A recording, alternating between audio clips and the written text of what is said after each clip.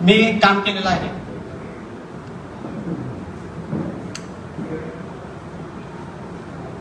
तर सर्वप्रथम आपण एक गोष्ट लक्षात घेऊया की ही जी चर्चा असणार आहे ती ईव्हीएमच्या संदर्भात चर्चा असणार आहे. एक टेक्निकल पर्सन म्हणून माझी जबाबदारी आहे की इलेक्ट्रॉनिक वोटिंग मशीनच्या माध्यमातून जर काही गोष्टी टेम्परेबल होत असतील तर एक इलेक्ट्रॉनिक्सचा माणूस म्हणून त्याच्यात होऊ घातलेल्या किंवा शंकास्पद असणाऱ्या गोष्टी समाजासमोर आणणं हे महत्त्वाचं असणार आहे. त्यामुळं 2014 पासून इलेक्ट्रॉनिक वोटिंग मशीनवरती मी काम केलेलं आहे बंधूंनो. त्यामुळे म्हणतोय की ही जी चर्चा असणार आहे ती इलेक्ट्रॉनिक वोटिंग मशीनच्या संदर्भात असणार आहे, इलेक्ट्रॉनिक वोटिंग मशीनच्या विरोधात नसणार आहे. ज्या वेळेला आपण संदर्भ देऊ आणि चर्चा करू त्यावेळेला लोक ठरवतील की ईव्हीएम मध्ये हॅकिंग होऊ शकते की नाही शकते. मी एकतर्फी म्हणणं ईव्हीएम हॅकिंग होते की नाही याच्याऐवजी आपण या सर्व गोष्टींचा आढावा घेऊ शकतो आणि नंतर निर्णय घेऊ शकतो की ईव्हीएम मशीन मध्ये हॅकिंग होऊ शकते की नाही. यामध्ये मी 5 मुद्दे मांडणार आहे. त्यातला पहिला मुद्दा म्हणजे त्याचं ईव्हीएमचं हार्डवेअर जे आहे ते कितपत सुरक्षित आहे. दुसरा म्हणजे ईव्हीएम रिव्ह्यू कमिटीच्या ज्या काही लिमिटेशन्स होती ज्यांच्यामुळं भारतभर ईव्हीएम वापरण्यासाठी परवानगी देण्यात आली, माननीय निवडणूक आयोगांच्या मार्फत रिव्ह्यू कमिटीचा रिपोर्ट घेऊनच परवानगी देण्यात आली, त्यांच्या काही लिमिटेशन्स होत्या आणि ईव्हीएम हॅकिंगचे कोणते कोणते प्रकार असू शकतात याच्या संदर्भात आपण चर्चा करतोय. आणि माननीय निवडणूक आयोगाने जर आपल्याला मशीन दिली तर ती कशा पद्धतीनं हॅक होऊ शकते हे आम्ही कायदेशीररित्या ज्या वेळेला आपल्याला मशीन मिळेल त्यांच्या सुपरविजन खाली का असेना ते आपण करून दाखवण्याचा प्रयत्न करतोय. त्याच्यावरती आपण रिसर्च केलेला आहे. बऱ्याच वेळेला उमेदवारांच्या तक्रारी असतात की माझं मतदान कुठं गेलं, स्वतःचं मतदान कुठं गेलं असं म्हणतात. 0 मतदान का पडतं तर त्याची सुद्धा आपण थोडक्यात जाता जाता इथं चर्चा करणार आहोत. तर हे हार्डवेअर कितपत सुरक्षित आहे याच्यावरती आपण बोलूया जरासं. भारतामध्ये ज्या काही ईव्हीएम बनवल्या जातात त्या सिंपल एम्बेडेड सिस्टीमने बनवल्या जातात. बाहेरच्या राष्ट्रांची आपल्याला उदाहरणं दिली जातात की बाहेर देशामध्ये सुद्धा ईव्हीएम वापरल्या जातात. पण फरक असा आहे की इंडियामध्ये ज्या ईव्हीएम बनवल्या जातात त्या सिंपल एम्बेडेड सिस्टीमने बनवल्या जातात. त्यांचा जो सोर्स कोड असतो काही 1000 लाईनींचाच असतो. परंतु भारत देशाच्या बाहेर ज्या काही यूएस बेस्ड कंपन्या असतील किंवा यूएस सारखी राष्ट्र असतील त्यांच्याकडे जी मशीन्स वापरली जातात ती मशीन मात्र लाखो लाईनचा सोर्स कोड असणारी मशीन्स असतात आणि ती कम्युनिटी ऑपरेटिंग सिस्टीम वापरून त्या मशीन्स तयार केलेल्या असतात. त्यामुळे भारतामध्ये असलेल्या ज्या मशीन्स आहेत त्या टेम्परेबल असू शकतात as compare to foreign based company किंवा फॉरेन बेस्ड ईव्हीएम्स.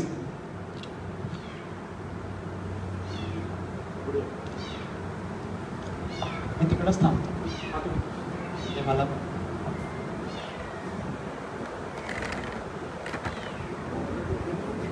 क्रिप्टोग्राफी म्हणून एक टेक्निक असते.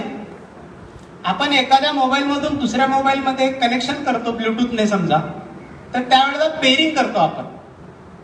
म्हणजे या डिव्हाइसनं त्या डिव्हाइसचा डेटा ऍक्सेप्ट करायचा की नाही हे कोडिंग करून सांगतो आपण.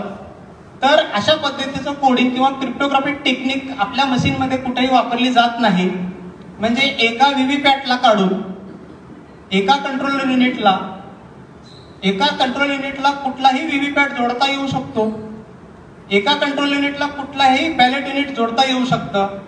या कुठल्याही डिव्हाइसेसमध्ये कुठलीही क्रिप्टोग्राफी टेक्निक वापरली जात नाही आणि त्यामुळं शंका उपस्थित होते की या मशीन टेम्परेबल आहेत. आता आपण ईव्हीएमचा हार्डवेअर डिझाईन बघूया. बऱ्याच वेळेला आपल्या समाधानासाठी म्हणा किंवा आपल्या माहितीसाठी ज्या गाड्या फिरत असतात ईव्हीएमचा डेमो देण्यासाठी त्या लोकांसोबत आम्ही सुद्धा चर्चा केल्या की त्यांना विचारलं की मतदान कुठं सेव्ह केलं जातं तर ते बोलतात की एक मेमरी कार्ड असतं. मग आम्ही ज्या वेळेला चर्चा केली की मेमरी कार्ड नाही तर आतमध्ये एक EEPROM वापरली जाते त्याच्यात मतदान सेव्ह केलं जातं, त्यावेळेला त्यांचे डोळे उघडतात आणि म्हणतात की आम्हाला फक्त बटन दाबायला सांगितलेलं आहे आणि सह्या घ्यायला सांगितलेल्या आहेत की हे ईव्हीएम मशीन वरवरून का होईना व्यवस्थित काम करतं की नाही. ते तुम्हाला ते टेम्पर प्रूफ आहे की नॉन हॅकेबल आहे हे सिद्ध करण्यासाठी त्या गाड्या फिरत नाहीत दुर्दैवानं. हॅकरचं काम जर काय करायचं असेल तर ते नंतर करतील, परंतु नॉन हॅकेबल या मशीन आहेत की नाही हे आपल्याला याच्यावरून समजू शकत नाही की मी एका कॅन्डिडेट समोरचं मतदान बॅलेट युनिटवरचं मत टाकतोय आणि माझं बरोबर मतदान जात आहे. हे हॅकेबल आहे की नाही हे सिद्ध करण्यासाठी पुरेसं नाहीच आहे. सीपीयू जो आहे या ईव्हीएम मध्ये वापरला गेलेला किंवा ईव्हीएम मध्ये वापरले गेलेले जे सीपीयूज असतात ते दोन कंपन्या करतात. एक मायक्रोचिप कंपनी आणि एक रेनेसिस नावाची कंपनी आहे. त्या दोन कंपन्या आपल्याला ईव्हीएम मध्ये असलेला जो कंट्रोल युनिट मधला जो सीपीयू आहे, सेंट्रल प्रोसेसिंग युनिटचा प्रोसेसर, तो आपल्याला बाहेर देशामधून कस्टमाइज करून भेटतो की ही मशीन कशा पद्धतीनं काम केली पाहिजे. ही मायक्रोचिप कंपनी आपल्याला कस्टमायझेबल प्रोसेसर तयार करून देते आणि भारतामध्ये असलेल्या ECIL आणि बेल या कंपन्यांना तो प्रोसेसर हँडओव्हर केला जातो. राहिलेलं जे काही सर्किटरी आहे ते भारतामध्ये आपल्या दोन कंपन्या तयार करत असतात. गेली 44 वर्षापासून म्हणजे 1980 पासून आपण ईव्हीएम वापरतोय. प्रकर्षाने आपल्याला जाणवलं आहे की भारतभर ज्या वेळेला या गोष्टीला मान्यता दिली तर तो बऱ्यापैकी नजीकचा काळ आहे. तसं बघितलं तर 1980 पासून आपल्याला मशीन वापरण्यात आलेले आहेत हे लक्षात येतं. हा कंट्रोल युनिट आपल्याला कधीही कोणी दाखवत नाही. हा जर कंट्रोल युनिट आपल्याला दाखवला तर किमान इलेक्ट्रॉनिक्सचं नॉलेज असलेली जी काही लोक असतील ती लोक सहज बघू शकतील या कंट्रोल युनिट मध्ये कोणत्या कोणत्या गोष्टी आहेत. हा आता आपण फक्त नजरे काढून घालूया आणि डिटेल काय आहे या कंट्रोल युनिट मध्ये ते आपण पुढच्या प्रेझेंटेशन मध्ये बघूया.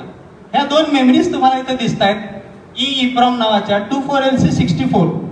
या दोन मेमरीमध्येच आपल्या उमेदवाराचं भविष्य त्याच्यामध्येच स्टोर्ड असतं. म्हणजे उमेदवाराची जी काही मतं आहेत ती मतं या मेमरीमध्ये असतात, कुठल्याही मेमरी कार्ड मध्ये नाहीत किंवा कुठल्याही दुसऱ्या डिव्हाइस मध्ये नाहीत. तर या दोन मेमरीमध्ये ही मतदान स्टोअर केलेलं असतात. ज्या वेळेला पॉवर एखाद्या कंट्रोल युनिटची बंद करू आपण त्यावेळेला तर या मेमरी मधलं मतदान किंवा अजून काही ज्या गोष्टी असतील त्या डिलीट होत नाहीत. तशा पद्धतीच्या डिव्हाइसला नॉन व्हॉलेटाईल मेमरी म्हटलं जातं. आणि निवडणुकीसाठी IC तयार केली की तिच्यात मात्र हे बदल केले जाऊ शकतात हे पण आपण इथं बघणार आहे. बंधूंनो, डिस्प्ले युनिट आपण ज्या वेळेला मतमोजणी होते त्यावेळेला आपण डिस्प्ले युनिट बघतो. हे जे 6 प्रकारचे 8 तुम्हाला प्रिंटेड डिस्प्ले दिसत आहेत ते 7 सेगमेंट डिस्प्ले आहेत.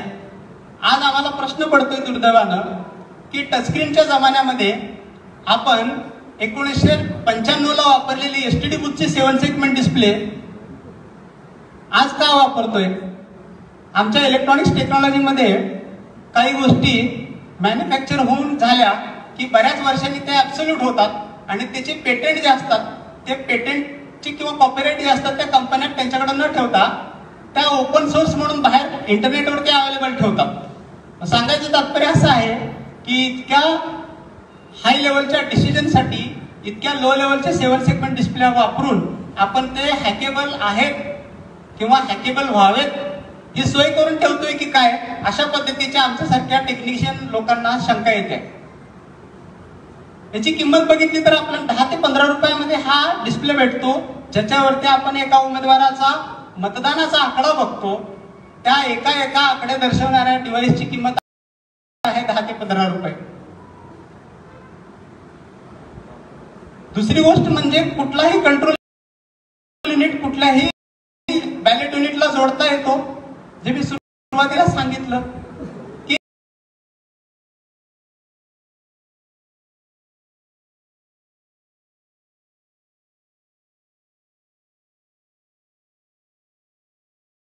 की या ब्लाइंडनेसमुळं आपण कुठलाही सीपीयू कुठलाही पेरिफेरल कुठल्याही दुसऱ्या पेरिफेरलला जोडू शकतो. हा ब्लाइंडनेस इथं असणं अपेक्षित नाहीये.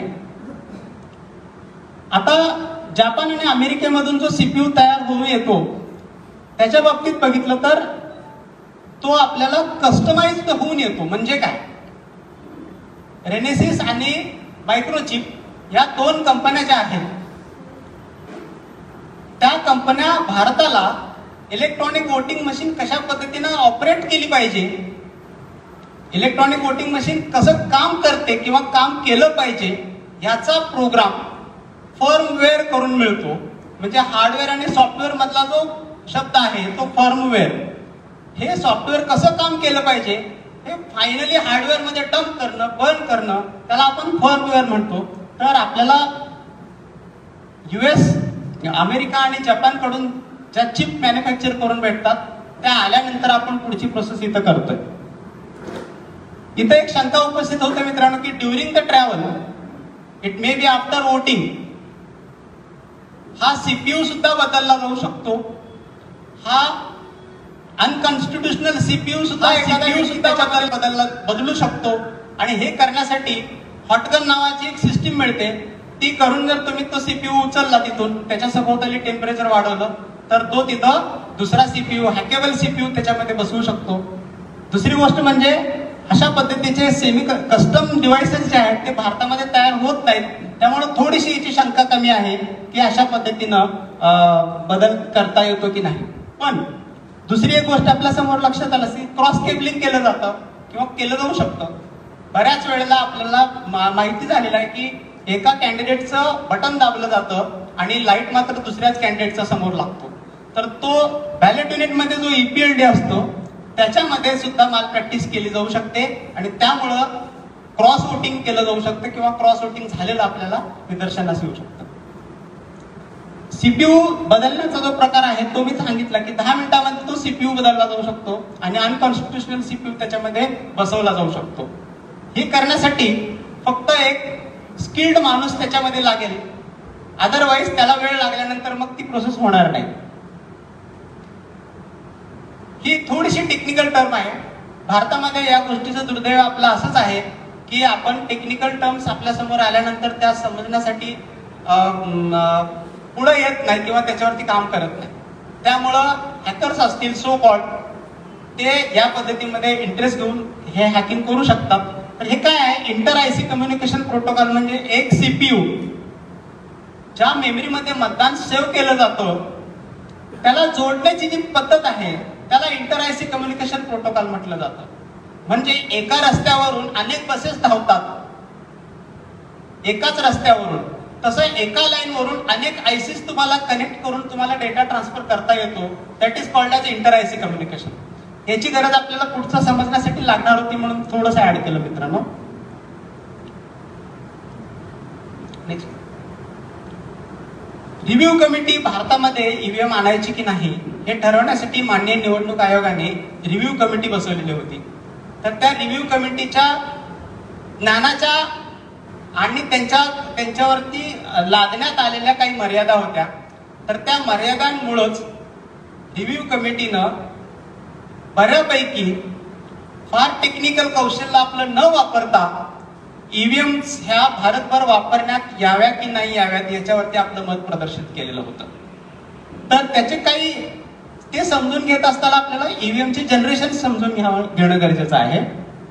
तर भारतामध्ये पहिली जी मशीन आली ती 1980 ला आली, मॅन्युफॅक्चर केली गेली. या मशीननं काम कसं करायला पाहिजे हे याचं जे सॉफ्टवेअर होतं ते अल्ट्राव्हायोलेट इप्रॉम मध्ये स्टोअर करण्यात आलं. अल्ट्राव्हायोलेट इप्रॉम मध्ये तुम्ही ती सूर्यप्रकाशामध्ये जर धरली तर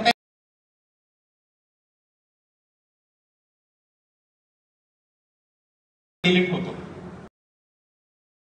मग ही मर्यादा लक्षात घेऊन सेकंड जनरेशनची मशीन म्हणजे 2000 ते 2004 मध्ये आणण्यात आली, मॅन्युफॅक्चरिंग करण्यात आली. पहिल्या आवृत्तीमध्ये म्हणजे 1980 ला जी मशीन मॅन्युफॅक्चरिंग केली ते सॉफ्टवेअर पूर्ण स्टोअर होतं या मशीननं कसं काम केलं पाहिजे ते. आता 2000 ते 2004च्या मशीन ज्या मॅन्युफॅक्चर केल्या त्याच्यामध्ये एक ऍडिशनल गोष्ट झाली की फक्त ECIL ही एकच कंपनी मॅन्युफॅक्चरिंग करत होती. आता बेल सुद्धा मॅन्युफॅक्चर म्हणून ऍड झाली. मग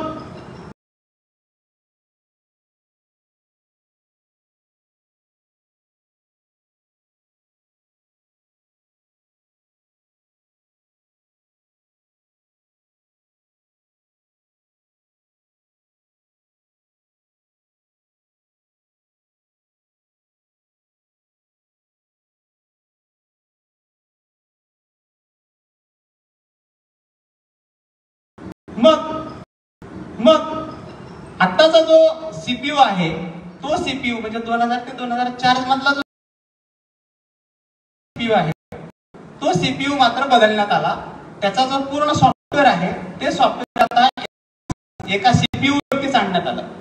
2004 मध्ये काही अपग्रेडेशन केली आणि आपल्याला काही कंडिशन्स टाकून देश पातळीवर या ईव्हीएम मशीन्स वापरण्यासाठी आपल्याला परवानगी देण्यात आली.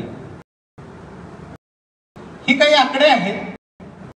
इलेक्शन कमिशनच्या शिफारसीनुसार 2006 सालापासून तयार करण्यात आलेल्या ज्या काही मशीन्स होत्या त्या वापरण्यात आल्या आणि जुलै 2009च्या निवडणुकीत काय काय झालं, 13,78,352 मशीन ज्या वापरण्यात आल्या त्याचं स्प्लिटिंग दिलेलं आहे. इथं सेकंड जनरेशनच्या ज्या मशीन होत्या म्हणजे आता लेटेस्ट 2000 ते 2004च्या मशीन्स त्यांची संख्या बघितली तर साधारण 9.25 लाखाची आहे.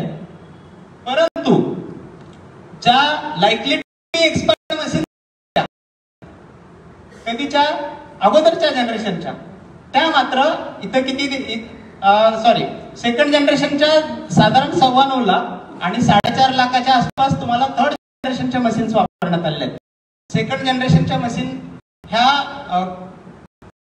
सुद्धा वापरल्या होत्या आणि थर्ड जनरेशनच्या मशीन सुद्धा वापरल्या होत्या. दुसरी गोष्ट म्हणजे 1980च्या ज्या पहिल्या जनरेशनच्या मशीन्स आहेत त्या लाईकली टू बी एक्सपायर्ड होत्या तरी सुद्धा या निवडणुकीमध्ये वापरण्यात आलेल्या आहेत.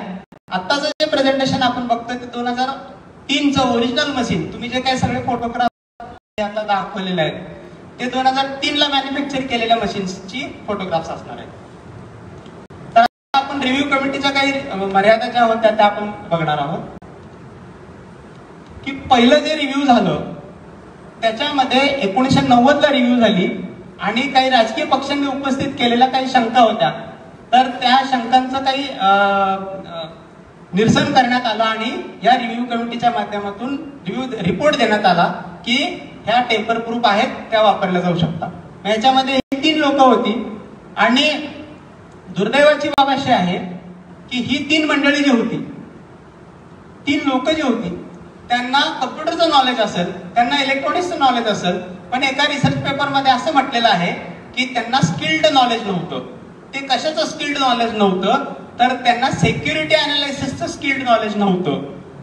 मुळातच ईव्हीएम मशीन हॅकिंग होते की नाही होते याचं अनालिसिस करत असताना सिक्युरिटी अनालिसिसचं नॉलेज असणं अपेक्षित होतं. पण दुर्दैवानं या 3 व्यक्तींना असं म्हटलं जातं या रिसर्च पेपरच्या माध्यमातून की सुरक्षेसंदर्भात स्किल्ड नॉलेज नव्हतं. आणि दुसरी महत्वाची बाब म्हणजे ईव्हीएमचा जो सोर्स कोड आहे तो आज तागायत आपल्याला भेटत नाही. सीपीयू मध्ये जो सॉफ्टवेअर वापरलेला आहे त्याचा सोर्स कोड कुणालाही देत नाहीत. हा प्रश्न 1990 पासून हा प्रश्न तसाच आहे आज तागायत सुद्धा. मग काय सांगण्यात आलं, ईव्हीएम द्वारे अटॅक संदर्भात 2 शंका उपस्थित करण्यात आल्या. एक म्हणजे ती अख्खी मशीनच बदलली जाऊ शकते. आता मला सांगा, अख्खी मशीन बदलणे हे सांगण्यासाठी टेक्निकल रिव्ह्यू कमिटीचा रिपोर्ट असायची काही गरज नाही किंवा टेक्निकली स्किल्ड असायची गरजच नाही आहे. हे कोणीही म्हणू शकतं की हा बॉक्स बदलला आणि हा दुसरा बॉक्स आहे. So for that it is not necessary to be a skilled for security analysis as such. दुसरी गोष्ट म्हणजे बॅलेट व कंट्रोल युनिटच्या केबलमध्ये एखादे असुरक्षित इलेक्ट्रॉनिक यंत्र जोडले जाऊ शकते, ही सुद्धा किरकोळ शंका आहे. आणि या शंकांची वरवर पाहणी करून संबंधित रिव्ह्यू कमिटीने आपला रिपोर्ट दिला की ही ईव्हीएम वापरण्यात काही हरकत नाही भारतभर. दुसरं मूल्यांकन जे झालं ते तब्बल 16 वर्षांनी झालं. म्हणजे 1990 नंतर 2006 लाच रिव्ह्यू झाली आणि त्याच्यात 2000 ते 2004 मध्ये वापरलेल्या ज्या मशीन होत्या त्या रिव्ह्यू मध्ये त्यानंतर आलेल्या खूप वर्षांनी आलेल्या आहेत त्या. आणि तिसऱ्या आवृत्तीच्या ज्या 2006च्या मशीन होते त्यांचं मूल्यांकन झालं आणि त्याच्यामध्ये सुद्धा चेअरपर्सन म्हणून अगोदरचे टेक्निकल कमिटीचे मेंबर होते एक्सपर्ट म्हणून, ते इथं चेअरपर्सन आलेले आहेत. आणि पहिल्या कमिटी सारखंच यांना सुद्धा जसं आपण म्हणालो की स्किल्ड सिक्युरिटी अनालिसिसचं नॉलेज हे लिमिटेड होतं आणि त्यामुळं त्याही वेळेला त्यांना ह्या गोष्टीवरती सिक्युरिटी अनालिसिस करणं शक्य झालेलं नव्हतं असं काही संशोधन पेपर्स मध्ये म्हटलेलं आहे. सोर्स कोड याही वेळेला उपलब्ध नव्हता, ही बाब आज तागायत सुद्धा तशीच आहे. केवळ डेमॉन्स्ट्रेशन साईट व्हिजिट या गोष्टींवरती रिलाय राहून त्यांना ती परवानगी देण्यात आलेली होती. मित्रांनो, डेमोक्रेसी ॲट रिस्क हे एका टेक्निकल पर्सनने एक पुस्तक लिहिलेलं आहे. त्यांचं नाव आहे एन राव. तर ते काय सांगतात की 2009च्या लोकसभा निवडणुकीमध्ये स्वतःहून इंजिनियर्स लोक, काही पॉलिटिशियन्स लोकांना अप्रोच झालेली होती आणि तुमची मशीन्स आम्ही हॅक करून तुमचा उमेदवार आम्ही निवडून देऊ शकतो, असं काही इंजिनियर्स लोकांनी अप्रोच होऊन पॉलिटिशियन्स लोकांकडं त्यांना आम्हीच दाखवलं गेलं आणि 15हून अधिक लोकसभा मतदार संघामध्ये घोटाळे झाल्याचं या पुस्तकामध्ये म्हटलेलं आहे.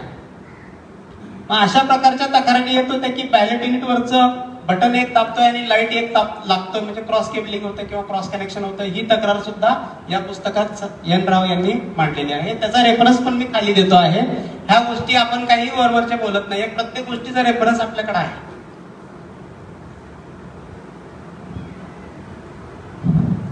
दुर्दैवाची बाब आहे मित्रांनो की या भारतामध्ये, या सेक्युलर भारतामध्ये ईव्हीएम सारख्या गोष्टीला भावनिक मुद्दा बनवणं हा प्रकार सुद्धा चेअरपर्सन कडून झालेला होता. त्यावेळेला टीव्हीच्या एका इंटरव्ह्यू मध्ये पी.व्ही. इंद्रसेन हे म्हणत आहेत की ईव्हीएम मशीनच्या सुरक्षेसंदर्भात शंका घेणं म्हणजे रामायणातील सीतामातेच्या चारित्र्यावर शंका घेण्यासारखं आहे. म्हणजे मी जर ईव्हीएम वरती जर शंका घेत असेल तर मी ज्या व्यक्तींना मी महान मानतो, ज्या व्यक्ती माझ्या आदर्श आहेत, त्यांच्यावरती शंका घेतल्यासारखं आहे असं ते म्हणतात. म्हणजे ईव्हीएम वरती शंका घेणं हे तुम्ही इनडायरेक्टली बंद करा असं म्हटल्यासारखं होतं.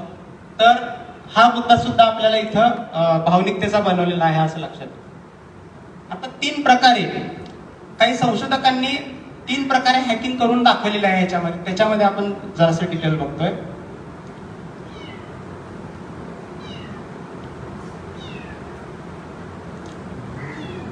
तीन प्रकारे हॅकिंग मध्ये काय काय आहे हे मी तुम्हाला सांगतो. नेक्स्ट स्लाइड देतोय आपण. नेक्स्ट. हा आहे आपला डिस्प्ले बोर्ड, ज्याच्यावरती निवडणुकीचे निकाल दाखवले जातात. आता बघितलं तर तसं डिस्प्ले युनिट वरती निकाल न बघता स्क्रीनवरती बघितले जातात. काही हरकत नाही, परंतु ते या डिस्प्लेवरती दिसणारेच निकाल तुम्हाला स्क्रीनवरती दिसत असतात. तर याच्यामध्ये काय केलं जाऊ शकतं की हा जो डिस्प्ले युनिट वरती दिसतोय 8 आणि 4 वेळा 8 लिहिलेला, तो डिस्प्ले युनिट आणि त्याला ड्राईव्ह करणारा जो प्रिंटेड सर्किट बोर्ड हिरव्या कलरचा जो बोर्ड दिसतोय त्याच्यामध्ये 2 मिलीमीटरची स्पेस आहे आणि त्या स्पेसचं युटिलायझेशन करून, त्या स्पेसला वापरून हॅकर्स आपली अनकॉन्स्टिट्युशनल डिव्हाइसेस याच्यामध्ये ऍड करू शकतात. ते या रिसर्च पेपरमध्ये म्हटलेलं आहे.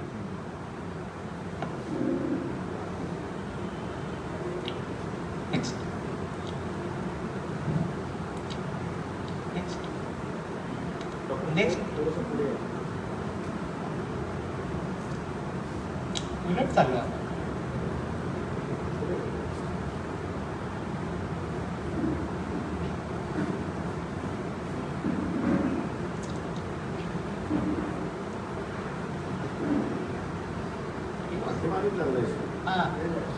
नेक्स्ट.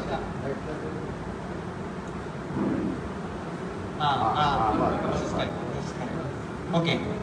तर हा जो अनकॉन्स्टिट्युशनल बोर्ड आहे आपल्याला इथे दिसतो आहे, त्याच्यामध्ये मी जर आपल्याला जर मान्य निवडणूक आयोगाने मशीन दिली तर त्याच्यामध्ये आपण खोलून काय बघणार, फॉर एक्झाम्पल त्याचे डिस्प्ले काढून बघणार आणि त्या डिस्प्ले आणि पीसीबी मध्ये 2 मिलीमीटरचा जो फरक आहे त्या फरकामध्ये असे काही पद्धतीचे संशोधन करून काही लोकांनी सिद्ध केलेलं आहे की त्याच्यामध्ये अनकॉन्स्टिट्युशनल डिव्हाइसेस ऍड करता येतात. तर ते कुठले कुठले डिव्हाइसेस आहेत, तर हा एक पीक मायक्रो प्रोसेसर त्यांनी त्याच्यामध्ये ऍड केलेला आहे जो इथे दिसतोय आपल्याला.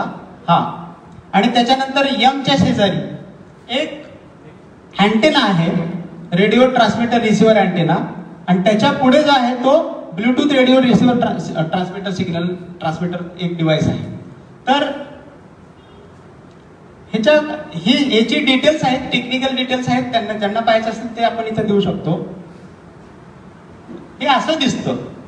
अनकॉन्स्टिट्युशनल डिव्हाइसेस ऍड केल्यानंतर वरून दिसत असताना आपल्याला ऍक्च्युअली ईव्हीएम मशीन मध्ये काहीही झालेलं नाही आहे असं इथं दिसू शकतं. हा मी म्हणत होतो मुद्दा. इथं जे 7 सेगमेंट डिस्प्ले वरती दिसत आहेत त्याच्या खाली जो प्रिंटेड सर्किट बोर्ड आहे त्याच्यामध्ये 2 मिलीमीटरचा स्पेस आहे. त्या स्पेसचा उपयोग करून हॅकर्स आपले डिव्हाइसेस ऍड करू शकतात. मुळात काय होतं मी सांगतो. मुळात डिस्प्ले युनिटकडं सीपीयू कडून जे मतदानाचे डेटा एलिमेंट्स जातात ते असे जातात. मूळ मतांचा डेटा असं जातो, असं जे ग्रीन कलरच्या आणि ब्ल्यू कलरच्या एरोनी दाखवलेला आहे तो मूळ मतदान जातं. पण समजा जर दुर्दैवाने एखाद्या हॅकरने वापरले असे अनकॉन्स्टिट्युशनल डिव्हायसेस तर खाली दाखवलेल्या पद्धतीने म्हणजे नवीन मतांचा डेटा डिस्प्ले युनिटकडे जाऊ शकतो. तो नवीन मतांचा डेटा कसा असू शकतो?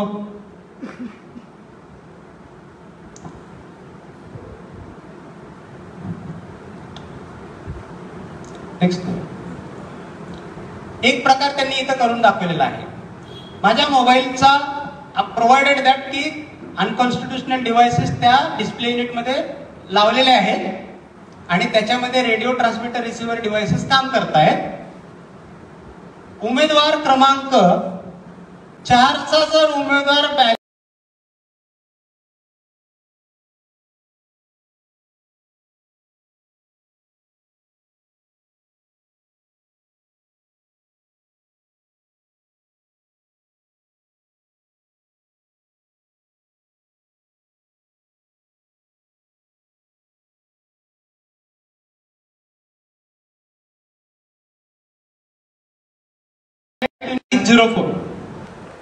आणि त्या डिव्हाइसने जर याला स्कॅन केलं तर 4 नंबरचाच निवडणुकीमध्ये 4 बॅलेट युनिटवरती ज्याचा क्रमांक 4 आहे ज्या उमेदवाराचा तो उमेदवार निवडून येण्याची शक्यता जास्त आहे. मग हे का केलं जातं किंवा का कशा पद्धतीने केलं जातं ते आपण पुढे पाहतोय. दुसरा एक प्रकार याच्यामध्ये दाखवलेला आहे की एक अँड्रॉइड फोन त्याने वापरला याच्यासाठी. त्याच्यामध्ये दाखवते की तुम्ही एक मेसेज पाठवायचे त्या ब्लूटूथ रेडिओ ट्रान्समीटर रिसिव्हरला. त्या मेसेजमध्ये तुम्ही 2 गोष्टी सांगणार आहे. एक म्हणजे कितव्या उमेदवाराला निवडून आणायचं आहे आणि दुसरी गोष्ट म्हणजे त्याला किती फरकाने निवडून आणायचं आहे. इथं दिसतो की candidate number 1 is going to win आणि व्हॉट इज द डिफरन्स 25% जास्त मताने तो निवडून आणायचा आहे. हे रिसर्च पेपरच्या बेसिसवरती यांनी करून दाखवलेलं आहे. इट मीन्स की इलेक्ट्रॉनिक वोटिंग मशीन मध्ये काहीही होऊ शकतं याचे पुरावे त्या पेपरमध्ये दिलेले आहेत. आपण इथं कशासाठी हे सगळं बोलतोय? Machines are non tamperable, machines are tamperable हे सिद्ध केल्यामुळं आपण इथं बोलतो आहे. ओके. हा एक महत्वाचा मुद्दा आहे.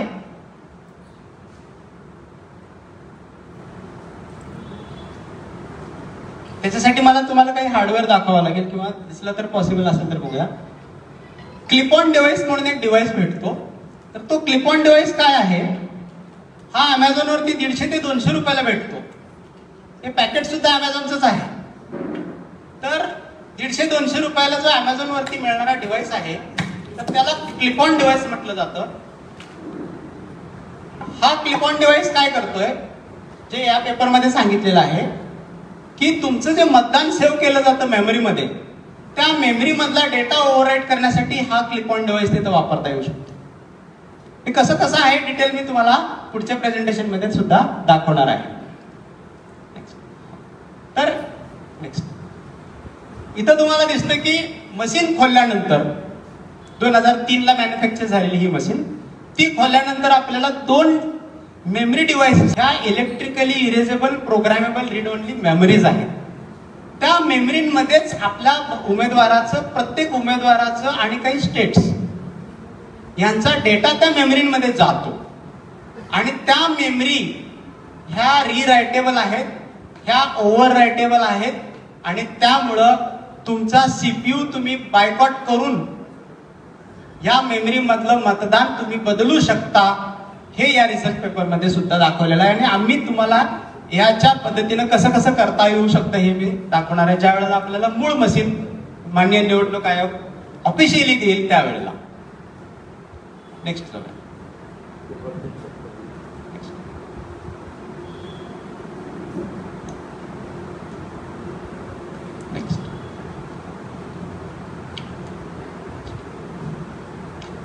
कारण बोलून झालंय.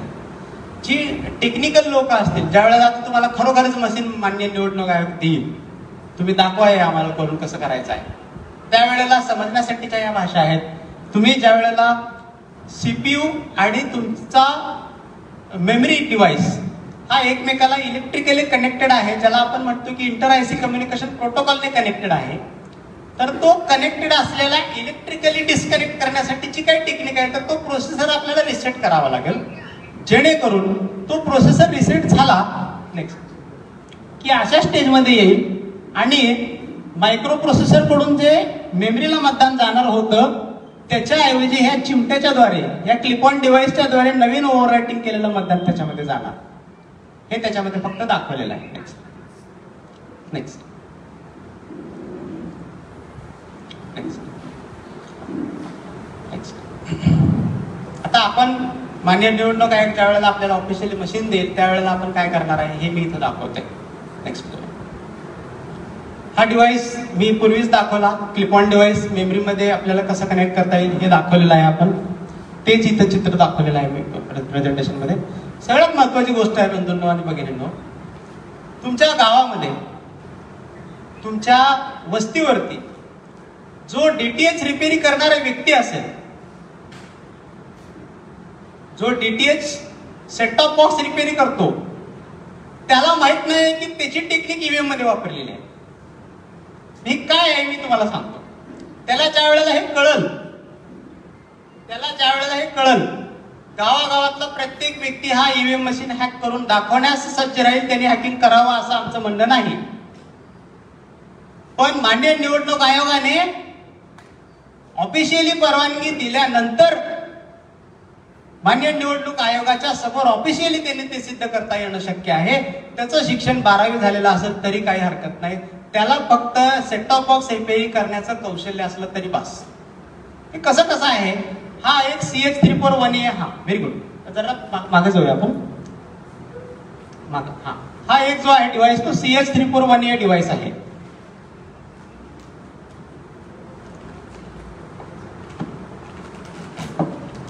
हा डिव्हाइस आहे. या डिव्हाइस मध्ये तुम्हाला हा क्लिप ऑन डिव्हाइस जोडायचा आहे आणि मशीन तर तुमच्याकडे ओरिजिनलच आहे. त्या मशीनला तुम्हाला हा क्लिप ऑन डिव्हाइस जोडला की मेमरी कनेक्शन झाली, ही मेमरी या डिव्हाइसला कनेक्ट झाली आणि हा डिव्हाइस लॅपटॉपला जाईल. मग हे सगळं कनेक्शन झाल्यानंतर ज्या वेळेला इलेक्ट्रॉनिक वोटिंग मशीन मधला जो डेटा आहे तो लॅपटॉप वरती तुम्हाला रिट्राईव्ह करता येतो. मग ते करण्यासाठी काय करणं अपेक्षित आहे सांगतो तुम्हाला. एक चांगली ईव्हीएम मशीन घ्या, त्या ईव्हीएम मशीन मध्ये तुम्ही एका उमेदवाराला 5 मतं द्या, दुसऱ्या उमेदवाराला 10 द्या, तिसऱ्याला 15 द्या, चौथ्याला 20 द्या आणि 5व्याला 25 द्या. ही मतं तुम्ही मूळ ईव्हीएम मशीन वरती देणार आहात. म्हणजे तुमच्याकडे 5 आकडे आहेत, 5, 10, 15, 20, 25. हे मतदान केल्यानंतर तुमची मशीन बंद करा. बंद केल्यानंतर हा डिव्हाइस जोडा, अशा पद्धतीने जोडलेला डिव्हाइस. त्या डिव्हाइस जोडल्यानंतर तुमचं जे मशीन मधलं मतदान आणि सगळंच जो डेटा आहे ईव्हीएम मधला, मशीन मधला नाही म्हणत, ईव्हीएम मधला जो मेमरीतलं जे काही स्टेटस आहे, मेमरीतला सगळा डेटा लॅपटॉप वरती तुम्हाला कशा पद्धतीने दिसेल ते मी तुम्हाला स्क्रीनवरती दाखवतो. नेक्स्ट खाली जाऊया जरा असं 24 अजून रिवर्स. हा हे बघा, सेट टॉप बॉक्स रिपेअरी करणाऱ्या व्यक्तींसाठी माझा मेसेज असेल, तुम्ही मित्रांनो 25XX नावाची आयसी रिपेअर करता. 25XX, एक्सेसचा मिनिंग काय आहे? ती 2525 असू शकते, 2532 असू शकते, 2564 असू शकते. ईव्हीएम मध्ये वापरली गेलेली मशीन मध्ये, ईव्हीएम मध्ये वापरली गेलेली जी इप्रॉम आहे तिचा नंबर 25 नाही तर 24XX आहे. फक्त 2464 हा त्या मेमरीमध्ये, त्या मशीन मध्ये वापरलेल्या मेमरीचा नंबर आहे. पण दुर्दैवानं हे सेट टॉप बॉक्स रिपेअर करणाऱ्या व्यक्तीला माहित नाही. तो फक्त 25 IC वरतीच काम करतोय आणि सेट टॉप बॉक्स मध्ये जो प्रोग्राम, सेट टॉप बॉक्स खराब होतो म्हणजे दुसरं तिसरं काय होत नाही, त्या मेमरीतला डेटा डॅमेज होतो, पॉवर फ्लक्च्युएशन मध्ये होईल, कशाने पण होईल. त्या मेमरीतला डेटा तो काय करतो, ओव्हरराईट करून तो रिपेअर करून देतो व्यक्तींना. मग तो रिपेअर करत असताना, ओव्हरराईट करत असताना मूळ डेटा चांगल्या चांगल्या सेट टॉप बॉक्स मधला डेटा घेतो लॅपटॉपवर आणि खराब झालेल्या सेट टॉप बॉक्स मध्ये तो पुन्हा या मेमरीमध्ये डेटा ओव्हरराईट करून मशीन त्याची सिस्टीम रिपेअर झाली, सेट टॉप बॉक्स त्याचा रिपेअर झाला. फक्त 24 सिरीजची आयसी वापरली जाते ईव्हीएम मध्ये, हे त्याला नॉलेज अजून नाही. हे झाल्यानंतर, सादरीकरण झाल्यानंतर त्या लोकांना कळेल की सेट टॉप बॉक्स वापरणारे किंवा रिपेअर करणारे व्यक्ती सुद्धा इनडायरेक्टली म्हणायचं म्हटलं तर प्रत्येकाच्या घरामध्ये एक ईव्हीएम मशीन आहे. प्रत्येकाच्या घरामध्ये ईव्हीएम मशीन सारखी काम करणारी एक गोष्ट आहे आणि ते म्हणजे सेट टॉप बॉक्स आहे. आता पुढे जाऊया. हा क्लिप ऑन डिव्हाइस C24C64 हा डिव्हाइस माझ्याकडे आहे. तो तुम्हाला इथं दाखवणं पण शक्य नाही, इतका छोट्या साईजचा आहे तो. नेक्स्ट फोटोग्राफ मध्ये दिसतोय, त्याचा नंबर मी वाचतोय 24C64. ही 64 म्हणजे काय आहे? त्या 64 ला जर आपण 8 न भागलं तर तो 8K होतो. म्हणजे आपल्या ईव्हीएम मशीन मध्ये वापरलेली जी मेमरी आहे तिची साईज आहे 8K. म्हणजे 8024 किंवा 8000 बाईट्स तो त्या मेमरीमध्ये सेव्ह करतो. आणि तीच आयसी मी इथं फोटोग्राफ मध्ये दाखवतोय. आणि सगळ्यात महत्वाची बाब म्हणजे कुठल्याही इलेक्ट्रॉनिक्सच्या दुकानामध्ये ही आयसी, ज्याची इक्विव्हॅलंट आयसी आपल्या मूळ ईव्हीएम मशीन मध्ये वापरलेली आहे 2003 पासूनच्या किंवा 3च्या म्हणा, तर त्या मशीन मध्ये वापरलेली जी आयसी आहे मेमरी, त्याची इक्विव्हॅलंट आयसी ही बाजारामध्ये 25 ते 30 रुपयाला मिळते. मात्र तशा माझ्याकडे 4-5 आत्ता आहेत. म्हणजे आपल्याला प्रूफ करायचं असेल तर ह्या सगळ्या गोष्टी आपण सहज करू शकतोय. हेच मला फक्त आपल्या समोर नमूद करायचं आहे. प्लीज, हा पूर्ण सेटअप दाखवलेला आहे मी लॅपटॉप वरती कसं कनेक्ट करायचं काय आहे ते. नेक्स्ट, हा जो डेटा आहे ही स्क्रीनशॉट लॅपटॉपवरच्या सॉफ्टवेअरची आहे. त्या सॉफ्टवेअरचं नाव आहे CH341A. आता इथं मी काय केलेलं आहे, कॅन्डिडेट 1च्या पुढे 200 मतं दिलेली आहेत, कॅन्डिडेट 2च्या पुढे 150 दिलेले आहेत, 3च्या पुढे 100 दिलेले आहेत, त्यानंतर 4च्या पुढे 250. हा डेटा मी माझ्या कीबोर्ड थ्रूच बदलू शकतोय, लॅपटॉपच्या कीबोर्ड थ्रूच बदलू शकतोय. मशीन वापरून मला नव्यानं मतदान करायची गरज नाहीये. जर मला त्या गोष्टी करायची, प्रोसेस करायची असेल तर हे अशाही पद्धतीने होऊ शकतं. पुढे जाऊया. तर मायक्रोचिप नावाची जी मूळ ईव्हीएम मशीन मध्ये वापरलेली EEPROM आहे, तिचा नंबर आहे 24LC64. ती सुद्धा या सॉफ्टवेअर मध्ये डिटेक्ट केली जाऊ शकते. मशीनला हा क्लिप लावला की सगळा डेटा रिट्राईव्ह होऊन तुम्हाला लॅपटॉप वरती दिसू शकतो. पुढे जाऊया. आता इथं कॅन्डिडेट 1ला 10, 20, 30, 40, 50 अशी मते दिलेली आहेत. पुढची स्लाइड जाऊया. ती प्रोग्राम केल्यानंतर आपल्याला व्हेरीफाय पण करायचे आहेत की खरोखरच त्या डेटा मेमरीमध्ये ओव्हरराईट झालाय की नाही. तर त्यासाठी आपल्याला व्हेरीफाय बटन दाबलं की तुम्हाला इथं तो मेसेज देतो, chip and buffer same. Buffer म्हणजे लॅपटॉप वरती असलेला डेटा आणि चिप म्हणजे ऍक्च्युअल मेमरी मधला डेटा. हा व्हेरीफाय करतो आणि तुम्हाला दाखवते की दोन्हीमधला डेटा हा सेम आहे, म्हणजेच तुमची मेमरी ही ओव्हरराईट झालेली आहे. नेक्स्ट, आता इथं काय केलेलं आपण, पहिला कॅन्डिडेट जो 10 मतं पडलेली होती त्याला 50 दिलेली आहेत. लॅपटॉप वरतीच केलेल्या गोष्टी आहेत सगळ्या, त्या फक्त मी ओव्हरराईट करून याच्यामध्ये आता इथं प्रत्यक्ष ते दाखवणं शक्य होईल ना होईल म्हणून मी स्क्रीनशॉट काढून आणलेले आहेत. नेक्स्ट, याचा एक व्हिडिओ आहे तिथंच, फोल्डरलाच आहे, बॅकला आहे.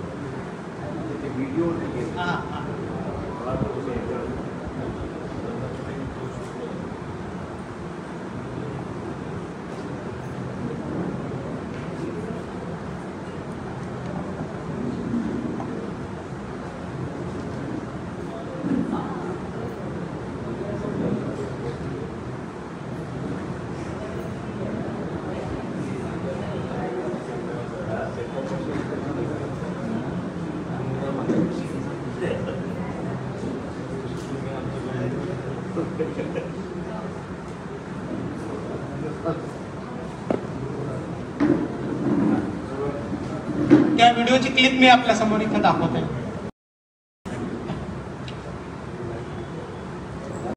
येस, पॉज करून ठेवूया.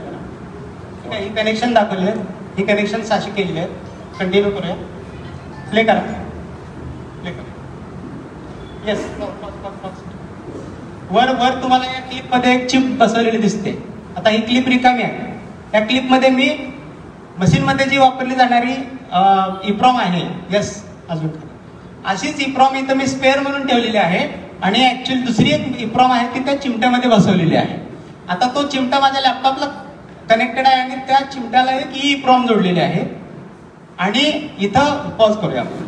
प्रत्येक वेळे या उमेदवाराला इथं 10, 20, 30, 40, 50 आपण इथे नंबर दिलेला आहे, जो की मत म्हणून आपण आता इथे गृहीत धरू शकतो.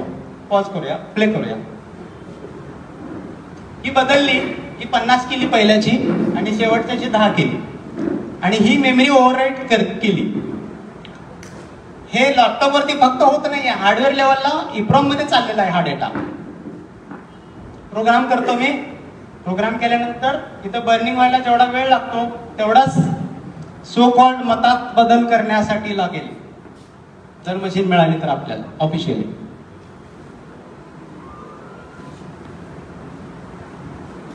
हे झाल्यानंतर मी डिस्कनेक्ट करतो, म्हणजे हा डिव्हाइस मी रिसेट करतोय आणि पुन्हा मी व्हेरीफाय करतो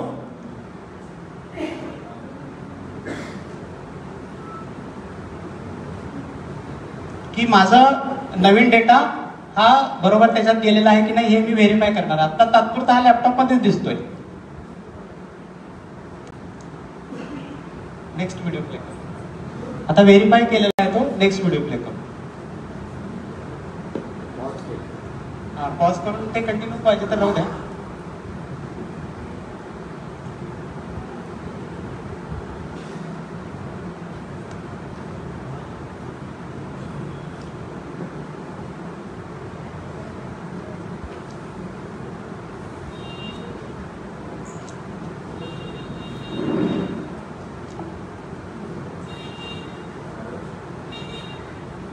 आता इथं दाखवतो की चिप मधला जो डेटा आहे पुढे कंटिन्यू करा. दुसरा व्हिडिओ प्ले करा असेल तर. सिम्पली सांगायचं असं आहे की जे लॅपटॉप वरती दिसतं ते हार्डवेअर लेवलला मेमरीमध्ये गेलेलं आहे की नाही हे आपण त्या सॉफ्टवेअरच्या व्हेरीफाय बटन वरती क्लिक करून बघितलं तर तो आपल्याला दिसतो. तर अशा पद्धतीने आपली विनंती असणार आहे की मूळ निवडणूक आयोगाने जर आम्हाला मूळ मशीन जर दिली तर आम्ही आमचं संशोधन हे लोकशाही वाचवण्यासाठी हे करण्यामध्ये आमचं योगदान देता येईल अशी आमची विनंती आहे की माननीय निवडणूक आयोगाने आम्हाला कायदेशीररित्या इलेक्ट्रॉनिक वोटिंग मशीन द्यावी. एवढं बोलून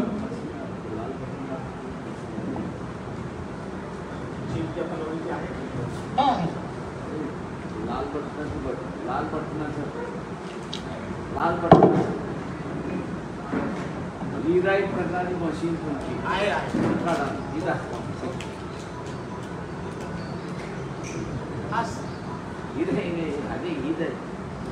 मेमरी आहे रीराईट लॅपटॉप वरती रीराईट करणारं जे आहे ते डिव्हाइस काढा. हेच आपण लॅपटॉपला जोडून याचा एक रेड लाईट लागत होता की तो बरोबर कनेक्शन केलेला आहे आणि हे पूर्ण सेटअप लॅपटॉप वरती जे होतं तेच आपण इथं बघितलेलं आहे. तर लोकशाही वाचवण्यासाठी इलेक्ट्रॉनिक वोटिंग मशीन ही टेम्परेबल असल्यामुळं घालवणं किती गरजेचं आहे आणि पेपर ट्रेल हे काउंटिंग होणं 100% पेपर ट्रेल व्हीव्हीपॅटचे स्लिप्स मोजणं हे फार महत्वाचं झालेलं आहे. एवढीच मी विनंती करतो. ज्या ज्या वेळेला अशा पद्धतीचे हॅकिंग सिद्ध करण्याची संधी आम्हाला माननीय निवडणूक आयोग ऑफिशियली देईल त्यावेळेला आम्ही संशोधनपर काम करण्यास तयार आहोत. थँक्यू. धन्यवाद.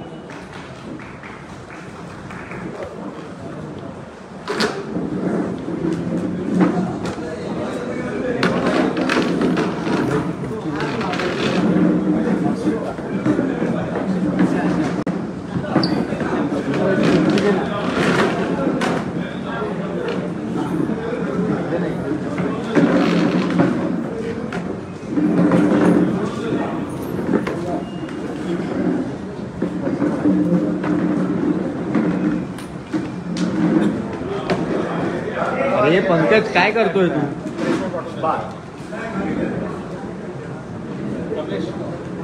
1 to 1 कर ना मग.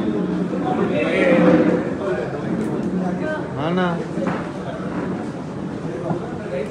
अनेक वर्ष ते या ईव्हीएम बद्दलचं असताना आपल्याला असताना प्रत्यक्षात हॅकिंग कसं होऊ शकतं त्याचं असताना एक डेमॉन्स्ट्रेशन या ठिकाणी देण्यात आलेलं आहे आणि ती बोमाबोम असताना चाललेली आहे. झिरो मतं सुद्धा कशी येतात ते असताना त्या ठिकाणी दाखवण्यात आलेलं आहे. मी आपल्यासमोर असताना या ठिकाणी ईव्हीएम बदला किंवा ईव्हीएम कॅन्सल करा अशा रीतीची असताना मागणी आम्ही या ठिकाणी करत नाही. परंतु इलेक्शन कमिशननी स्वतःच्या वेबसाईटवरती जे टाकलेलं आहे त्याचंच मी असताना या ठिकाणी वाचतोय आणि ती म्हणजे आपल्याकडे जे असतात दिले क्वेश्चन नंबर 80 जो आहे त्याचा असताना व्हीव्हीपॅटची असणारी साईज काही ती असताना दिलेली आहे. 81 मध्ये सगळ्यात महत्वाचं आहे असं मी त्या ठिकाणी मानतोय. What are details printed on the slip हा इलेक्शन कमिशनचाच आन्सर आहे. Printed slip of VVPAT contains the following information: candidate serial number, name of the candidate, symbol of party or candidate, session number, VVPAT ID. These details could be viewed by the voter.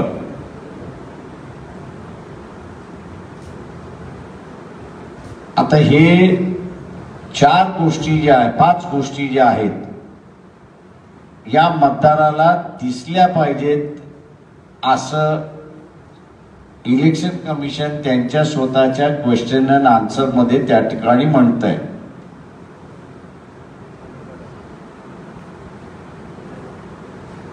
आता हे आम्ही असं म्हणतोय की त्याला बघण्यासाठी election commission काय म्हणतंय की आम्ही असताना तिथं ओपेक ग्लास लावलेली आहे. 7 सेकंदसाठी त्याला असताना त्या ठिकाणी दिसेल आणि 7 सेकंदमध्ये त्यांनी ह्या 5 गोष्टी बघितल्या पाहिजेत आणि ती स्लिप जी आहे आपोआप बॅलेट पेपरमध्ये जाईल अशी म्हणजे बॅलेट बॉक्समध्ये जाईल अशी आम्ही सोय केलेली आहे. आमची मागणी अशी आहे या सगळ्या ह्याच्यामध्ये या क्वेश्चन 89 ला धरूनच आणि याच्या संदर्भातली असणारी एक इलेक्शन पिटिशन रिट पिटिशन जी आहे ती मुंबई हायकोर्टामध्ये दाखल करण्यात आलेली आहे. 4 एप्रिलला तिची तारीख त्या ठिकाणी ठेवण्यात आलेली आहे. मागणी ही आहे की ती डायरेक्ट पडण्यापेक्षा वोटरच्या हातामध्ये ती आली पाहिजे. त्यांनी ह्या गोष्टी व्हेरीफाय केल्या पाहिजेत आणि व्हेरीफाय करून त्यांनी असणारा त्या बॉक्स जो आहे बॅलेट बॉक्स जो आहे त्या बॅलेट बॉक्समध्ये त्यांनी टाकली पाहिजे अशी असणारी मागणी आम्ही असणारी या ठिकाणी करतोय. त्याच्यासाठी इलेक्शन कमिशनला भेटणार असंही आम्ही त्या ठिकाणी बघतोय. दुसरं या ठिकाणी सगळ्यात महत्वाचं जे आहे ते नेक्स्ट पेज वरती आहे आणि ते म्हणजे रिकाउंटिंग ऑफ वोट्स. टायटल देण्याच्या खाली आपण असणारं पाहिलं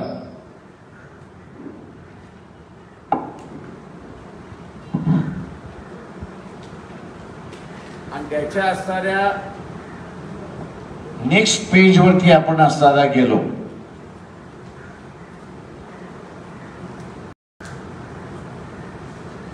त्याच्यामधला 6 म्हणजे रिकाउंटिंगच्या ह्याच्यामध्ये आता हे रिकाउंटिंग कसलं की ईव्हीएम मधलं पोल वोट्स आणि काउंटेड वोट्स याच्यामधला जर डिफरन्स आला किंवा एखाद्याने असताना रिकाउंटिंग मागितली आणि ती रिकाउंटिंग त्यांनी ईव्हीएमची मागितली नाही, तर त्यांनी असणारा रिकाउंटिंग ही असणारा व्हेरीफाईड पेपर ट्रेलची असणारा त्या ठिकाणी मागितली.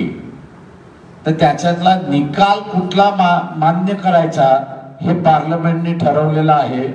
कंडक्ट ऑफ इलेक्शन रूल्स 1961 हे पार्लमेंटने मंजूर केलेलं असणारं जे इनॅक्टमेंट आहे त्या संदर्भातलं 6. After total number of votes polled by each candidate has been announced under sub-rule 1 or sub-rule 5, the returning officer shall complete and sign the result sheet in form 20, and no application for recounting shall be entertained thereafter, provided that no steps under the rules of election shall be taken on completion of counting unless the candidate election agent present complete so and so त्याच्यामध्ये. हे आपण सगळं जर वाचलं आणि 3B 5B आपण त्याच्यामध्ये amend the result sheet in form 3 to the extent necessary after such recounting and announce the amendment so made by him. म्हणजे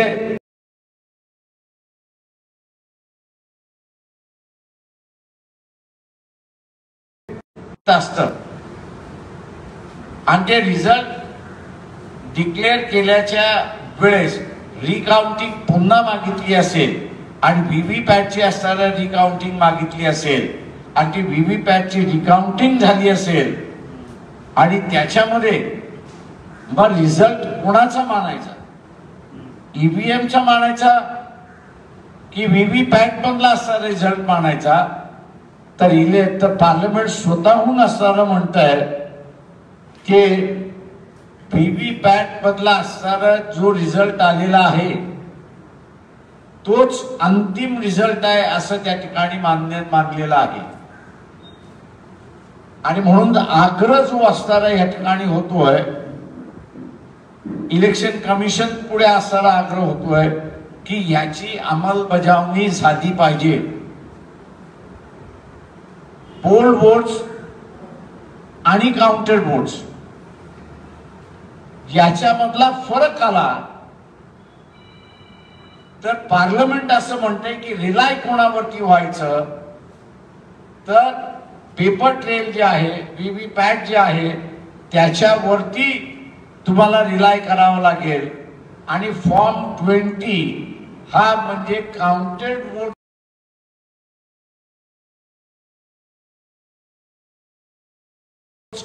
मागणी ही या ठिकाणी करतोय की ज्या ज्या कॅन्डिडेटनी ईव्हीएम हटवा असं आम्ही अजिबात म्हणत नाही. ईव्हीएम पेक्षा बॅलेट पेपरवरती या असंही आम्ही त्या ठिकाणी म्हणत नाही. आमचं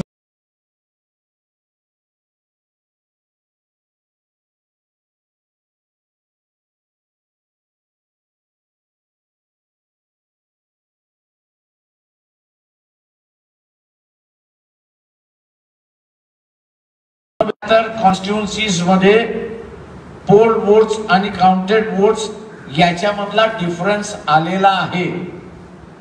इलेक्शन कमिशन अजूनही हा डिफरन्स आला का याचं उत्तर देत नाही अशी असणारी परिस्थिती आहे.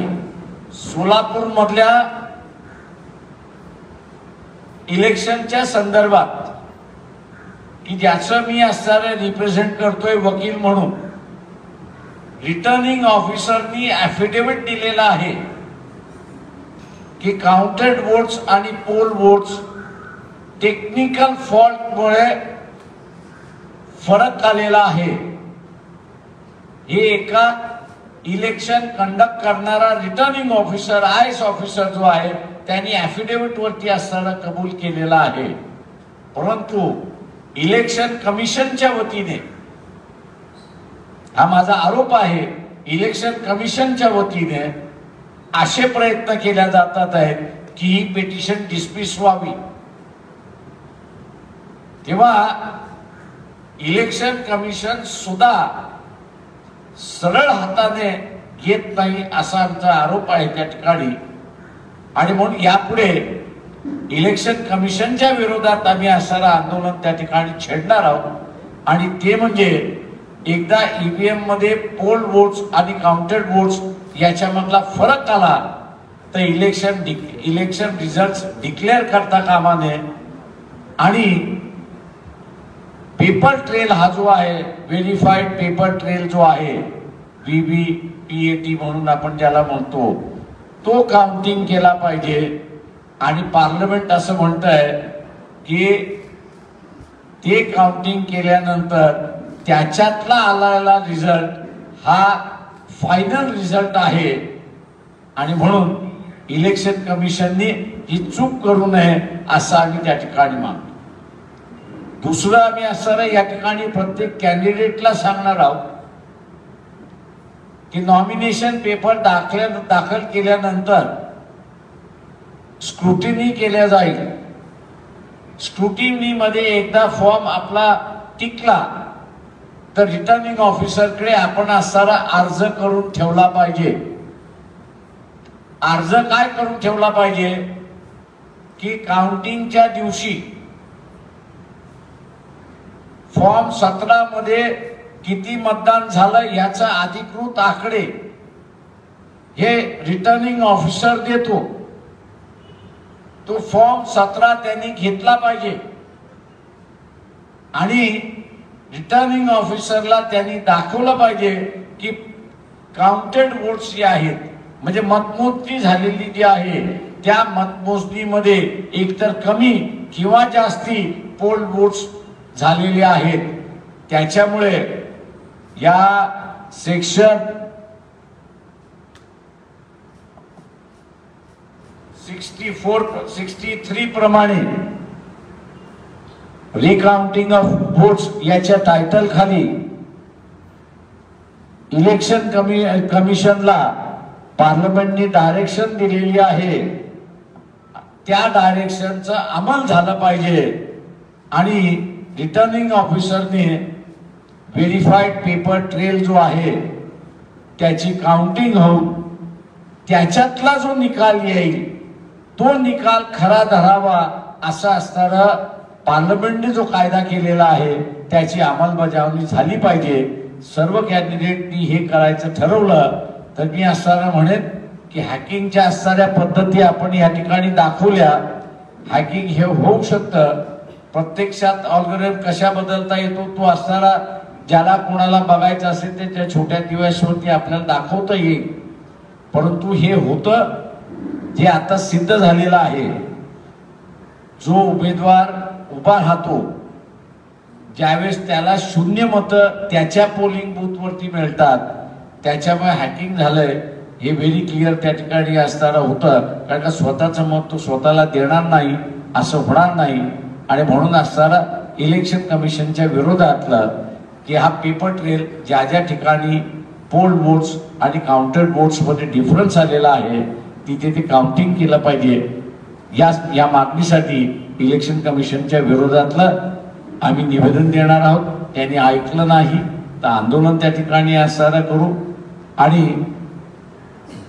तेही नाही झालं तर मी कॅन्डिडेटनी काय करून ठेवलं पाहिजे हेही आपल्याला असताना त्या ठिकाणी सांगितलेलं आहे आणि कॅन्डिडेटलाही आगा त्या ठिकाणी केलेला आहे. आम्ही असं मानतो या ठिकाणी की 400+ जे आहेत ते ईव्हीएम शिवाय होणार नाहीत. आणि म्हणून ते ईव्हीएम हॅकिंग थांबवण्याच्या दृष्टिकोनातून आज ही असणारा प्रेस कॉन्फरन्स आपल्या समोर या ठिकाणी घेतलेली आहे. माझं निवेदन या ठिकाणी संपलंय. गायकवाड जे हेड ऑफ डिपार्टमेंट आहेत कोल्हापूर युनिव्हर्सिटीचे, त्यांनी गेले 10 वर्ष याच्यावरती पूर्णपणे संशोधन केलं. त्यांची भेट झाली. ते म्हटले मला लोकांसमोर ते सगळ्या वेगवेगळे सिस्टम आहेत ते दाखवलेले आहेत. त्यांनी ही एक मोठा रिस्क घेऊन या ठिकाणी आपल्या समोर दाखवलेला आहे. ज्या सायंटिस्टचं त्यांनी असणारं नाव या ठिकाणी रिफर केलं सानियाचं, त्यांनी प्रत्यक्षात मुंबईच्या कार्यालयातून एक ईव्हीएम मिळवली त्या ईव्हीएम मधूनच हॅकिंग कसं होतं हे त्यांनी डेमॉन्स्ट्रेट केलं. त्यांना पोलिसांनी अरेस्टही केलं. हॅकिंगसाठी त्यांना अरेस्ट केलं नाही, त्याला अरेस्ट याचं केलं की ही मशीन तुमच्याकडे कशी आली, तुम्ही चोरली आहे म्हणून त्या ठिकाणी असताना त्यांना हे झालं. सुप्रीम कोर्टात मॅटर गेलं. सुप्रीम कोर्टाने निकाल देताना असं म्हटलं की यांनी चोरी जरी केली असेल तर लोकशाही वाचवण्यासाठी चोरी केलेली आहे आणि म्हणून त्यांना जी सजा देण्यात आली होती ती पूर्णपणे सजा त्यांनी रद्द केलेली आहे. सुप्रीम कोर्टच स्वतः, आता आपण बघत असाल की काही वेळेस या बाजूने त्या बाजूने त्या ठिकाणी असतं हॅकिंग होऊ शकते आणि हॅकिंग प्रत्यक्षात करून दाखवलेली जी गोष्ट होती ती सुप्रीम कोर्टाने मान्य केलेली आहे. आणि म्हणून मला वाटतं इथल्या सर्व राजकीय पक्षांना मी असं आव्हान या ठिकाणी करतोय की कोणाच्या कालावधीपासून झालं हा आता भाग राहिला नाही, तर इथे हॅकिंग आता मोठ्या प्रमाणात तिथे असणारा होऊ शकतं. आणि आत्ताच्या दाखवल्याप्रमाणे आपल्या घरातला सेट ऑफ बॉक्स म्हणजे टीव्हीचा सेट ऑफ बॉक्स हा सुद्धा हॅकिंग आपल्या एजंट मधली किंवा आपल्या पोलिंग बूथ मधली करू शकतो अशी असणारी ही जी व्यवस्था आहे, ही व्यवस्था मला वाटतं पॉलिटिकल पार्टीज आणि या सगळ्यांनी सिरियसली घेऊन इलेक्शन कमिशनचा असणारा व्हीव्हीपॅट जे आहे काउंटिंग करायला आज सांगितलं जाते 15 दिवस लागतील, 20 दिवस लागतील. पण माझा इलेक्शनचा अनुभव हा असणारा 1985चा अनुभव आहे. 1985ची इलेक्शन ह्या बॅलेट वरती झालेल्या इलेक्शन्स, 89ला झालेले इलेक्शन या सुद्धा बॅलेट वरती झालेल्या असणाऱ्या इलेक्शन्स होत्या. त्याच्यामुळे बॅलेट पेपर काउंट करायला फक्त 36 तास लागतात, त्याच्यावरती त्या ठिकाणी लागत नाही.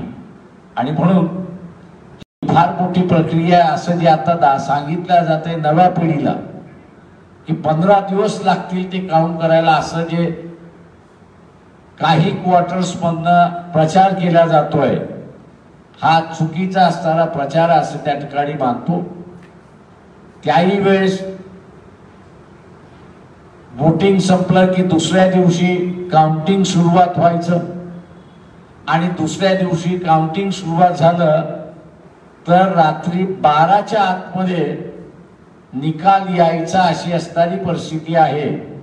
मी 36 तास सुद्धा असणारा एक एक्स्ट्रीम साईडला घेऊन त्या ठिकाणी असताना बोललो, पण सकाळी 8 वाजता काउंटिंग सुरुवात व्हायची आणि रात्री 10, 10:30, 11 पर्यंत निकाल त्या ठिकाणी लागायचे. जेवढं पेपर वर्क करायला लागत त्याला 1.5-2 तास लागत होते आणि मग रात्री 1-2 वाजता ते निकाल लागत होते अशी परिस्थिती आहे. त्याच्यामुळे पेपर ट्रेल काउंट करायला वेळ त्या ठिकाणी लागणार नाही अशी परिस्थिती आहे. पॉलिटिकल पार्टीजनी याचं सिरियसली घ्यावं हा आग्रह आम्ही त्या ठिकाणी धरणार आहोत, त्यांना लिहिणारही आहोत आणि सर्वांनी मिळून पेपर ट्रेल काउंट करावं हा आग्रह इलेक्शन कमिशनने धरला जाणार. माझं निवेदन संपलं. ईव्हीएमच्या संदर्भात काही प्रश्न असतील या सादरीकरणासंदर्भात आपण विचारू शकतो. उस्मानाबादमध्ये जे आहे ते मराठा आंदोलकामधले अनेक सारे म्हणजे जवळपास हजारो मराठा आंदोलक जे आहेत ते अर्ज दाखल करणार आहेत लोकसभेसाठी. अशा परिस्थितीमध्ये कलेक्टरचं असं म्हणणं आहे की आम्हाला पेपर बॅलेटवरती जे आहे ते निवडणूक घ्यावे लागतात. अशा स्थितीत काय होत असतं? ईव्हीएम वरती फार तर ईव्हीएम वरती असताना 364 कॅन्डिडेट्स आता इंटरकनेक्ट करून त्या ठिकाणी घेता येतील. पण 364च्या वरती असणारे कॅन्डिडेट झाले तर मग तुम्हाला बॅलेट म्हणजे पेपर बॅलेट वरतीच यावं लागेल अशी परिस्थिती आहे. असंही म्हटलं जात आहे की अनेक मराठा आंदोलक जे आहेत ते मोदीजीतून उभे राहतात, वाराणसी तिथे सुद्धा अर्ज भरणार आहेत लोकसभेसाठी. माहित नाही मला ते. ती मला माहिती नाही. सर, क्या आप इस मुद्दे को लेकर चुनाव आयोग से मुलाकात करने का विचार कर रहे? जैसे इन्होंने कहा अलविदा अपील की तारीख ताकि लाइव डेमो देके दिखा सके. सरकार की दलील है कि प्रैक्टिकली पॉसिबल नहीं है. आपके चलते हमने प्रैक्टिकली पॉसिबल अभी आपको दिखा दिया है कि वो जो चिप मिलती है वो रास्ते पे मिलती है, उसका मैनिपुलेशन यूनिट जो है वो भी बाजार में मिलता है, उसकी कीमत का क्या है वो भी बता दी है, कहाँ मिल सकता है उसका भी आपको बता दिया है, और कौन कर सकता है वो भी आपको बता दिया है. अब ऐसा है कि इलेक्शन कमीशन जो है वो पूरी उनकी अभी अपनी ईवीएम यूनिट अगर लाके दे तो उसका है.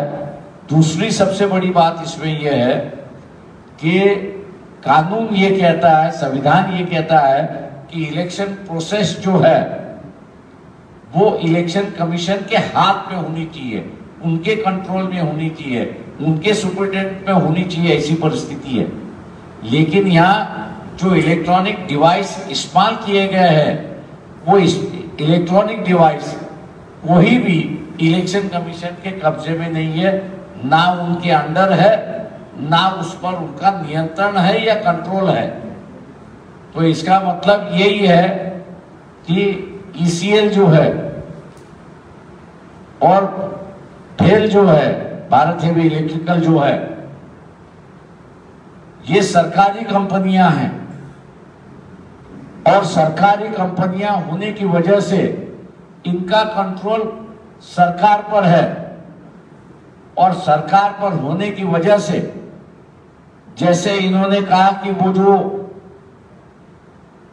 सीपीयू जो है, कंट्रोल यूनिट जो है, वो एक तो जापान से आता है या वो अमेरिका से आता है. वो ईवीएम में डाला जाता है, उसको बर्न किया जाता है. उस वक्त जो है आप बग भी डाल सकते हो उसमें कि वो सीपीयू किस ढंग से काम करे. तो मैं ये मान के चलता हूं कि इलेक्शन प्रोसेस भारत की जो है, ये इलेक्शन प्रोसेस किसी भी मायने में इलेक्शन कमीशन के कंट्रोल में नहीं है.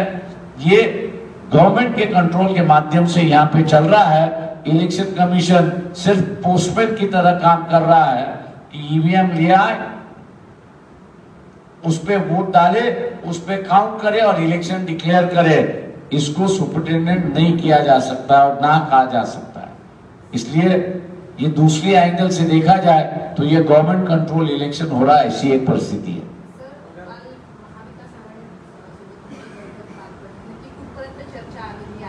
No political questions please.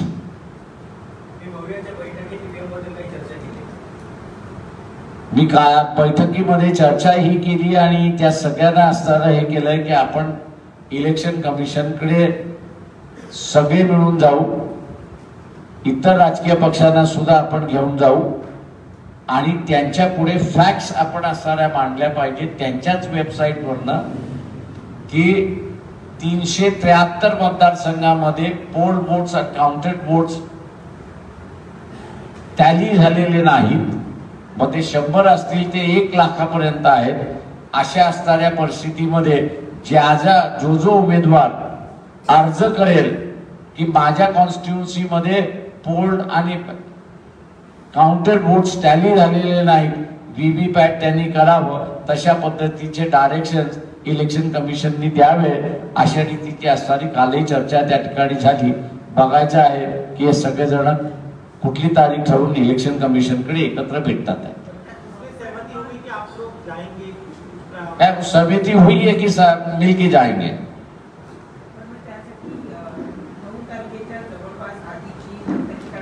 अजून तारीख काही ठरलेली नाही आणि मी त्याच्यामध्ये असं म्हटलं की हे डिटॅच करून घ्या. इलेक्ट्रोल अलायन्सेस, पॉलिटिकल अलायन्सेस हा डिटॅच करून घ्या.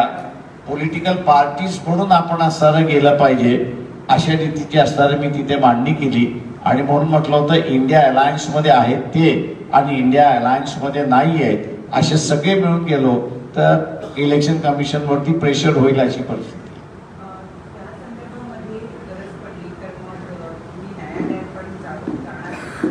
या संदर्भातली एक पिटिशन मी जे मांडले मुद्दे त्याच्यामध्ये मुंबई हायकोर्टामध्ये दाखल करण्यात आलेली आहे आणि 4 एप्रिलला ऍडमिशन स्टेजवरती आहे असं मी त्या ठिकाणी मला कळवण्यात आलेलं आहे. दरम्यानच्या काळामध्ये म्हणजे आता चर्चा अशी आहे की 12 किंवा 14 तारखेच्या जवळपास आचारसंहिता लागू शकते. तर दरम्यानच्या काळामध्ये ही सगळी प्रक्रिया करता येण्यासारखी आहे का? आहे ना. माझं म्हणणं असं आहे की ही प्रक्रिया होईल का? शेवटी असं आहे की कॅन्डिडेट आणि रिटर्निंग ऑफिसर या दोघांमधलंच असणारं काउंटिंग पद्धत तिथे कशी वापरावी ही आहे आणि म्हणून त्याच्यामध्ये काउंटिंगची जी सुपरविशनरी पॉवर जी आहे ती तिथल्या रिटर्निंग ऑफिसरला दिलेली आहे.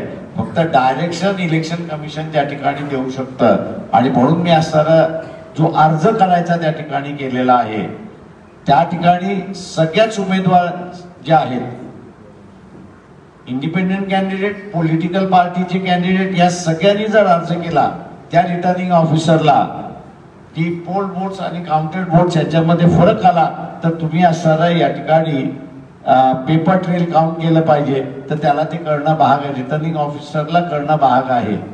हे वेगवेगळे माध्यम पार्लमेंटने असणारं ठेवलेले आहेत, त्याचा उपयोग केला पाहिजे असं मला त्या ठिकाणी वाटतं.